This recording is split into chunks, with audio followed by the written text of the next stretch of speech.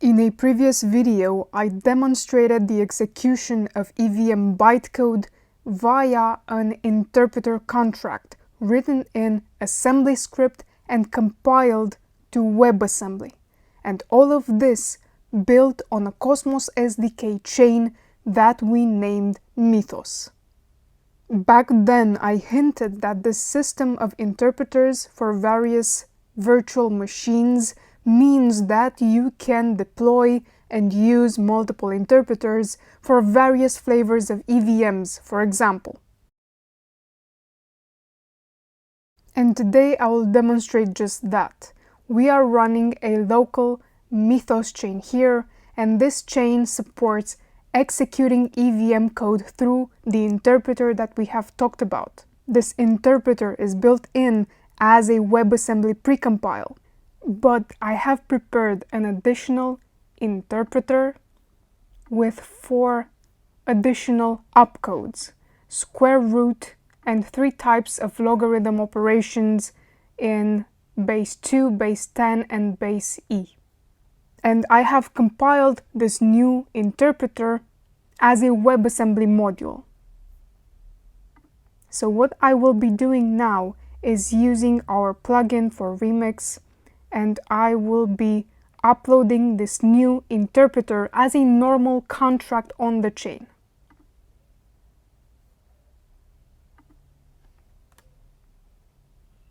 Now, each contract has an array of system dependencies, and this interpreter only needs the WasmX WasmX2 dependency. This provides access to the native host functions like reading and writing storage, making logs, etc. So after we upload this contract, we will also instantiate it and get an address. And we have the uploaded contract. The code ID is 22.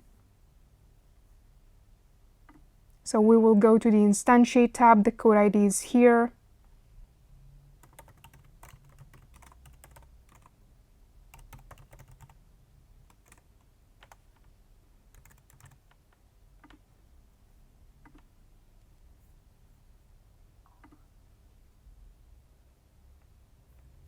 We instantiated the contract, we have the address, and now we will use this address to propose the interpreter to the chain governance as a new and extended EVM interpreter.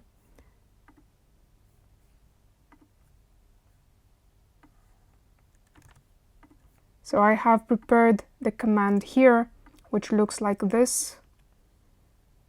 We call the WasmX module to register a role, which is the interpreter role, and we have the label for our contract interpreter EVM extended 1, and we have the address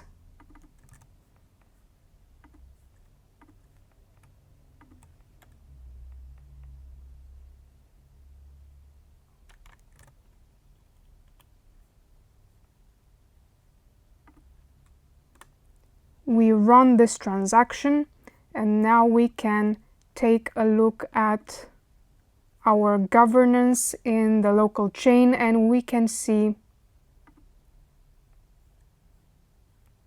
the new governance proposal here. We have the title, the description, the role interpreter, the label, interpreter EVM extended 1, and the contract address.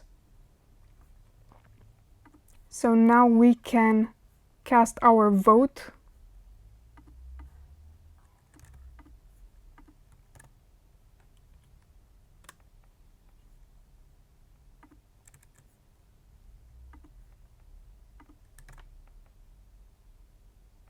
And we can wait until the voting period passes.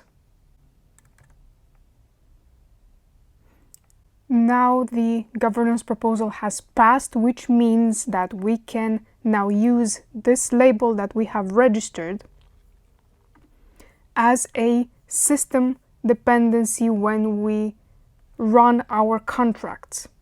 So let's make a very simple contract. Now, this part is the constructor of the contract, and this part is the runtime of the contract. So what happens here is that we are loading the first 32 bytes of the call data that will be sent to this contract for execution, and then give this number to the square root opcode and then store the result and return it. But now you see a place mark here, so this is where the opcode for the square root opcode should be, but because it's new we just have a place mark. So I'll just copy this and manually replace the opcode. So if we go back to our plugin here, we can just write the opcode here, and instead of 61 we'll just have 21, which is the opcode that I assigned to the square root operation. And then we will add our classical EVM interpreter. So not the extended one, but we will add the Shanghai interpreter, which is a precompile on the chain.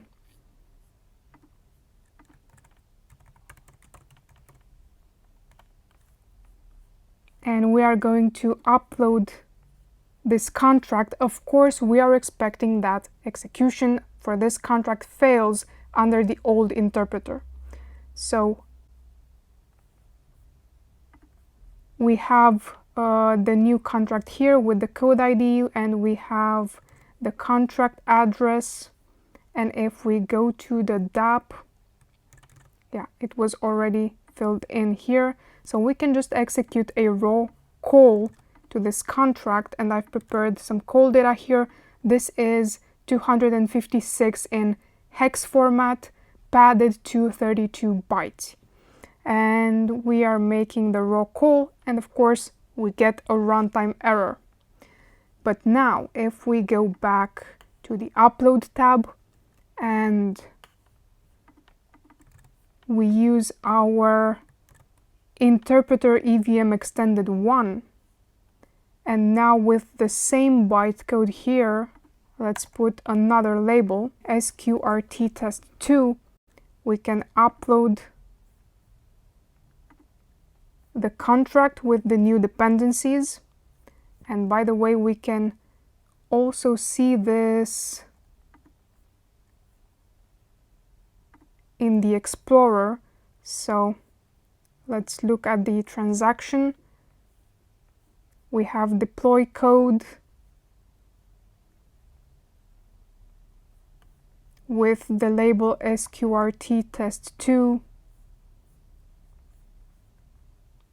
And we can see here the dependencies, WasmX, WasmX 2, and interpreter EVM extended 1. So now with code ID 24 and this address, we can go to the DAP, and the address has already been filled in. And with the same call data, we can make the call and we get the answer, which is 16. In hex format, it's 10. And this is the square root of 256. If we try, for example, 051, which is 81 in decimal, we get 9. So right now we have two types of EVM flavors on the same chain managed by the governance system. What I have showed you today are meta contracts. These interpreters are only one example of meta contracts. Other examples are proxies, governance contracts, resolvers, upgradable systems in EVM, verifier and bridge contracts, libraries, and other public utilities. And these can be found on most of today's blockchains. But now, interpreter, compiler, transpiler contracts come to the blockchain tech as meta contracts, and the only chain that has already demonstrated interpreter and transpiler meta contracts is Mythos. The Mythos chain core is named WasmX. WasmX provides various versions of host functions that can be used by interpreter contracts. And you have now deployed with WasmX historical EVM versions, the latest Shanghai version, and now the latest Shanghai version but extended with new opcodes for square root and logarithm operations. And in the near future you will see Python, Go, JavaScript interpreters. The innovation is what matters. Mythos is presently the most innovative blockchain, and we accept provable challenges to this statement.